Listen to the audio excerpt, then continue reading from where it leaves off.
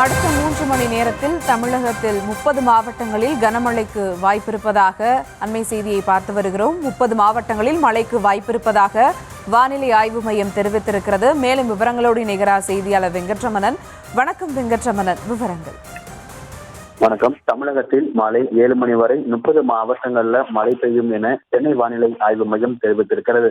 அரியலூர், செங்கல்பட்டு, சென்னை, கடலூர், காஞ்சிபுரம், மயிலாடுதுறை, நாகை, புதுக்கோட்டை, ராமநாதபுரம், ராணிப்பேட்டை, தஞ்சாவூர், திருவள்ளூர், திருவாரூர், தூத்துக்குடி, திருநெல்வேலி, திருவண்ணாமலை, விழுப்புரம் உள்ளிட்ட 17 மாவட்டங்களிலும் புதுச்சேரி, காரைக்கால் பகுதிகளில் மாலை 7 மணி வரை இடி மின்னலுடன் கூடிய மிதமான மழைக்கு வாய்ப்பு இருப்பதாக வானிலை ஆய்வு மையம் தெரிவித்திருக்கிறது.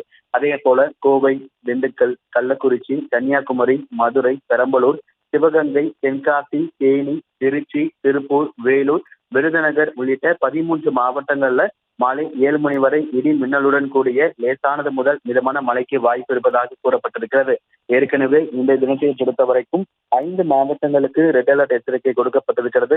13 மாவட்டங்கள்ல மிக கனமழைக்கான ஆரஞ்சு நிற எச்சரிக்கையும் 6 மாவட்டங்கள்ல கனமழைக்கான எச்சரிக்கை என்பது கொடுக்கப்பட்டிருக்கிறது.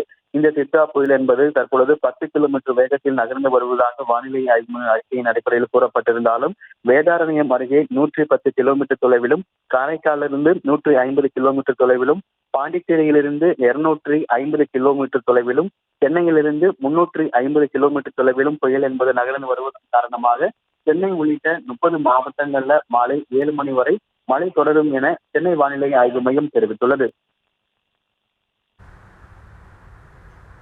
விவரங்களுக்கு நன்றி வெங்கட்ரமணன்.